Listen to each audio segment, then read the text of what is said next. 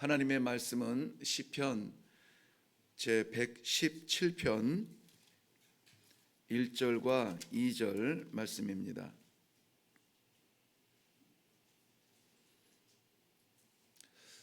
네, 우리 찾으셨으면 한 목소리로 1절과 2절을 합독하도록 하겠습니다. 시작. 너희 모든 나라들아 여호와를 찬양하며 너희 모든 백성들아 그를 찬송할지어다. 우리에게 향하신 여호와의 인자하심이 크시고 여호와의 진실하심이 영원함이로다. 할렐루야. 아멘. 아멘. 성경은 신구약 전체가 66권으로 되어 있습니다. 66권의 성경은 1189장으로 되어 있는데요.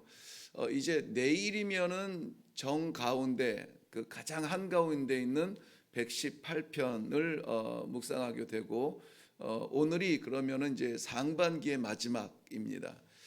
성경을 뭐 구약으로 나눌 것도 없고 신약으로 나눌 것도 없고 장으로 나눌 것도 없고 온전히 하나님의 말씀으로 나누지만 그래도 이 절반 왔다는 것은 참 하나님의 은혜입니다.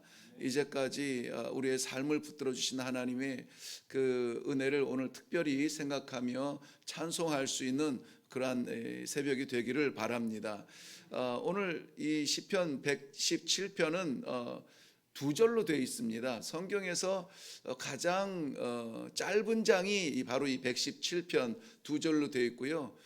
또 공교롭게도 가장 긴 장이 이제 118편 중심으로 해서 뒤에 있는 119편이에요. 거기는 176절이나 되는 긴 절로 되어 있습니다.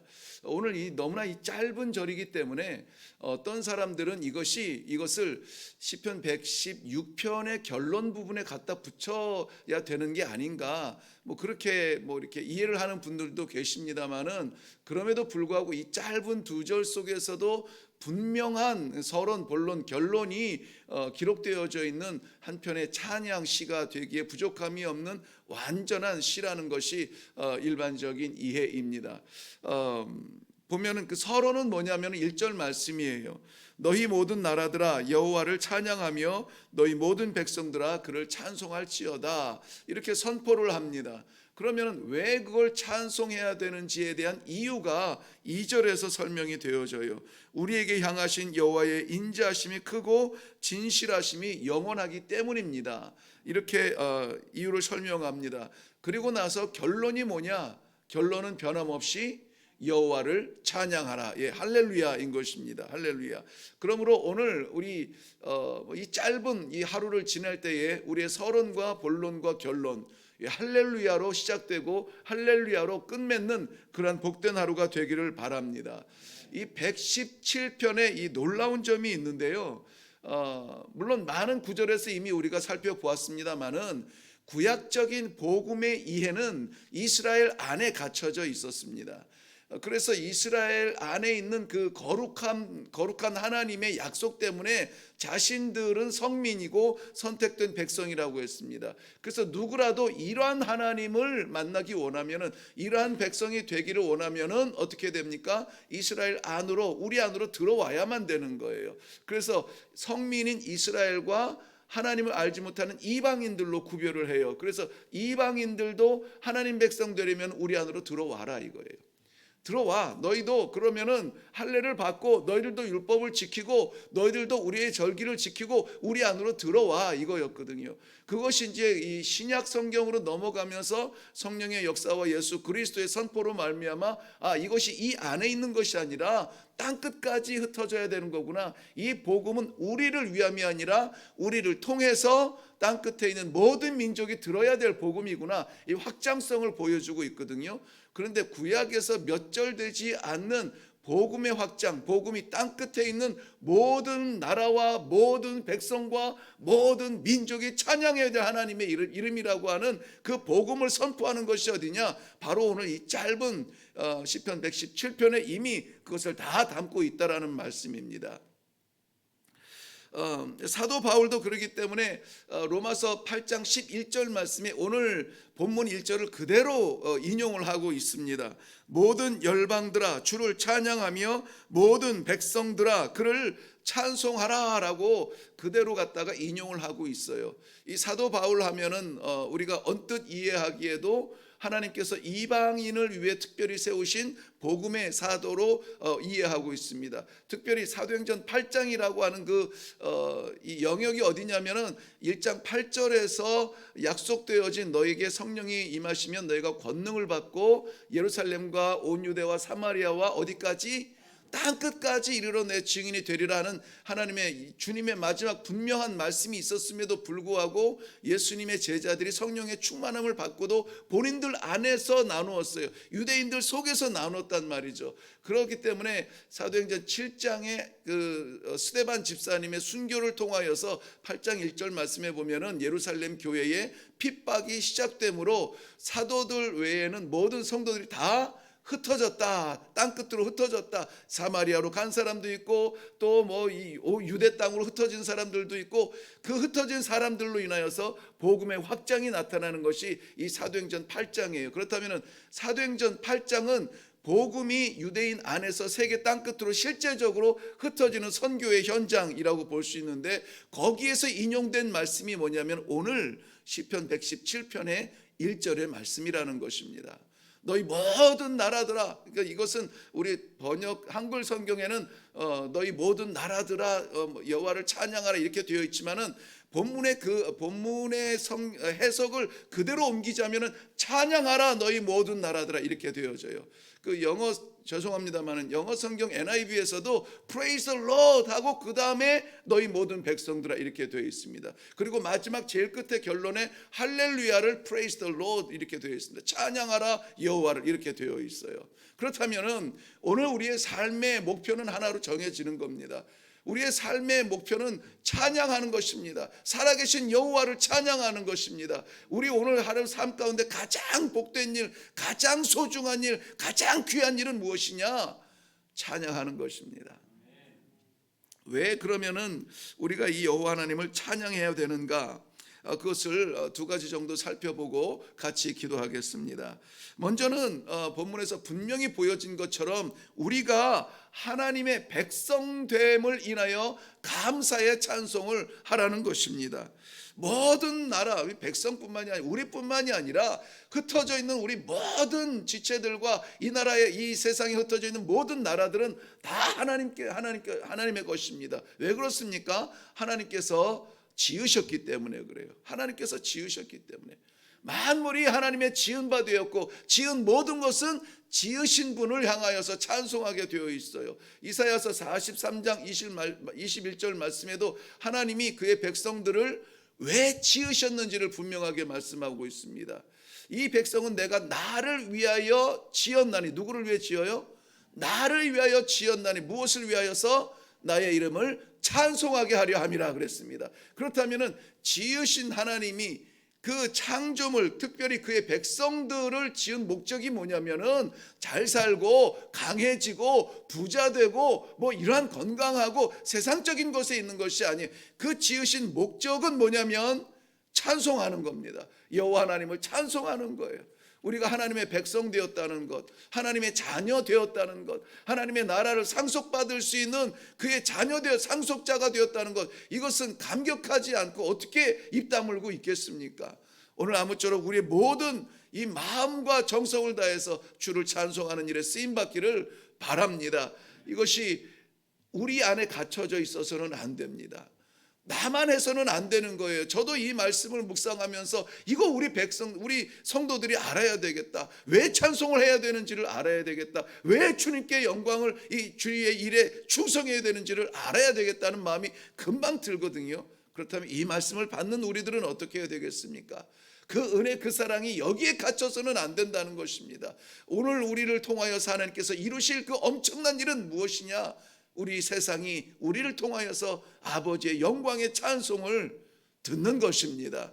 마태복음 24장 14절 말씀에도 이 마지막 때 무슨 일이 일어날까 그 시대의 궁금증들을 일으키는 제자들에게 주님께서 분명히 말씀해 주신 것이 있어요. 이 천국 복음이 모든 민족에게 증언되기 위하여 온 세상에 전파되리니 그제야 끝이 오리라 그랬습니다. 온 세상에 있는 백성들이 이 소식을 들어야 돼요. 온 세상에 흩어져 사는 민족들이 이 찬송의 이유를 알아야 돼요. 그래서 저들이 어떤 나라는 경제를 위해서, 어떤 나라는 영토를 위해서, 어떤 나라는 무엇을 위해서 이렇게 살아갈 나라들이 아니라 이 복음을 들어야 된다는 것입니다. 하나님께서 우리에게 자녀되게 하셨다는 것, 하나님께서 우리에게 복음을 주셨다는 이 말씀을 들어야 된다는 거예요. 누가 그 일을 할 겁니까? 누가 그 일을 할 겁니까? 우리가 그 일을 해야 되는 것이에요. 우리 예수님께서도 이 복음의 영역을 우리 안에 가두지 않았습니다. 그때가 되면은 모든 민족들이, 땅끝에 있는 모든 민족들이 아버지와 아들과 성령의 이름으로 세례를 받을 수 있도록 우리를 파송하시는 것을 우리는 이 아침에 명령으로 받으시기를 바랍니다. 빌립보서 2장 10절 이후에는 하늘에 있는 자들과 땅에 있는 자들과 땅 아래에 있는 자들로 모든 무릎을 예수의 이름에 꿇게 하시고 모든 입으로 예수 그리스도를 주라 시인하여 아버지께 영광을 돌리게 하셨느니라 그랬습니다. 우리가 땅 위에 존재합니까? 그럼 우리가 해야 될 일입니다. 우리가 하늘 아래 존재합니까? 그럼 우리가 해야 될 일입니다. 무엇입니까? 예수 그리스도로 말미암아 우리를 구원하신 하나님의 그 은혜를 찬송하는 일을 우리가 해야 된다는 것입니다. 두 번째 하나님의 찬송해야 되는 이유는 2절 말씀 보면 그의 인자하심과 또한 그의 진실하심 때문입니다. 인자하시다, 이 은혜로우신 하나님, 또 사랑의 하나님, 다 똑같은 말인데 이 히브리어에는 그 헤세드라는 말이 있습니다. 헤세드라는 말이 구약 성경에는 가장 많이 사용된 단어 중에 하나인데요. 그것 없으면 기록될 역사가 없습니다. 그것 없으면 살아날 백성이 없습니다. 그것 아니면은 안 되는 거예요. 그래서 하나님이 정말 소나기처럼 부어주신 말씀이 뭐냐? 헤세드, 그의 은혜, 그의 자비예요. 그의 자비가 아니면은 살아날 사람이 없는 겁니다. 그런데 그의 인자하심이 변질되는 것이 아니라 진실하시다는 거예요. 진실하시다. 변함이 없으세요. 우리는 잊을지언정 잊지 아니하시는 하나님의 은혜와 인자가 오늘도 우리를 붙들어 주시는 줄 믿습니다. 여기 이 진실하시다라는 말씀이 충성한다는 말이거든요. 충성한다는 거예요. 그러니까 맡은 그것에 대해서 변함없이 이룰 때까지 최선을 다한다는 거예요. 그것만 향해서 나아간다는 것입니다. 우리가 아는 대로 고린도전서 4장 1절 이후에는 맡은 자에게 구할 것은 뭐라고 했죠?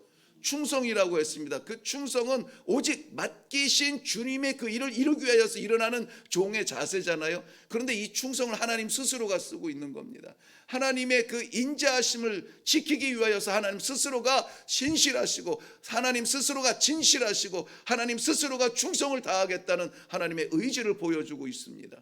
하나님께서 그렇게 그의 사랑을 우리들을 위하여서 베푸시는데 우리는 그저 받아먹어서는 안 되죠. 받아먹어서는 안 되죠. 그의 은혜, 그의 진실, 그의 인자, 그의 신실하심을 우리는 찬송하며 감사할 수 있기를 바랍니다. 하나님의 사랑 없이는 구원도 없었습니다.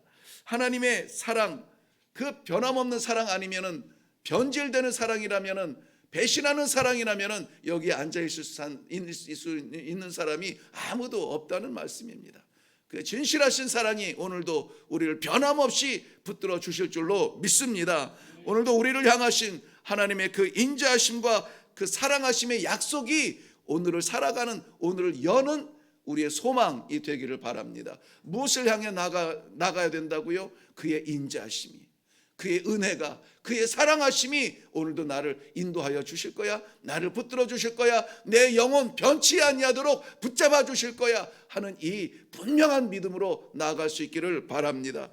오늘도 우리에게 이루실 그의 성실하심, 그의 신실하심, 그의 진실하심이 우리를 인도해 주실 줄 믿습니다. 우리의 힘이 될 줄로 믿습니다. 내가 살아가는 하루가 아니라 우리 하나님께서 살려주시는 하루가 된다면 우리 삶의 방향은 바뀝니다. 삶의 색깔은 바뀌어요. 삶의 목적이 바뀝니다. 아무쪼록 오늘 이 하루는 그 목적, 그 방향, 그 뜻을 위하여서 살아드리는 귀한 하나님의 백성들 되기를 바랍니다.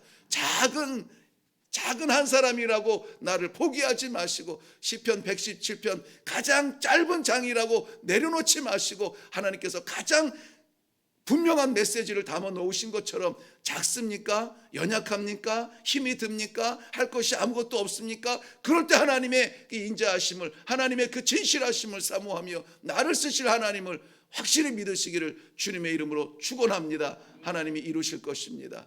큰 것을 꿈꾸세요. 내 인생이 아니라 땅끝에 있는 민족을 향하여서 복음의 확장을 위하여서 쓰임받기 위하여서 나를 사용하여 주옵소서. 우리 가정을 사용하여 주옵소서. 이 교회를 그렇게 사용하여 주시옵소서. 기도하며 사명으로 나아가는 복된 하루가 되기를 바랍니다. 기도하겠습니다. 살아계신 아버지, 은혜를 감사합니다. 하나님의 말씀을 매일매일 묵상하겠다고 다짐하면서도 잊을 때가 있었고 건너뛸 때가 있었는데 어느덧 그 절반에 왔습니다. 오늘 하나님의 말씀 117편을 묵상하면서 하나님의 변함없는 그 마음을 아버지 보게 하시니 감사합니다. 주를 찬양합니다. 찬송합니다. 영광받아 주시옵소서. 변치 아니하는 여호와 하나님의 사랑을 인하여서 오늘도 변함없이 주님과 동행하는 귀한 성도들의 삶이 되어서 승리하는 복된 하루가 되도록 복 위에 축복하여 주시옵소서. 감사드리옵고 예수님의 이름으로 기도하옵나이다. 아멘. 아멘. 오늘 저는 이 말씀을 좀 독특하게 잡아보았는데요. 가장 짧고 가장 넓게 그랬습니다. 본문이 가장 짧아서 그랬습니다. 그렇지만 본문이 담고 있는 복음은 가장 넓게 선포되어져야 될 하나님의 말씀이었습니다. 오늘 하나님께서 우리의 마음에 주시는 사명을 그대로 기도하시고 그대로 선언하시고 그대로 지키기 위하여 힘 주시옵소서. 동행하여 주옵소서. 하나님 함께하여 주옵소서. 기도하며 내려가는 아침이 되기를 바랍니다. 우리 다 같이 기도하겠습니다.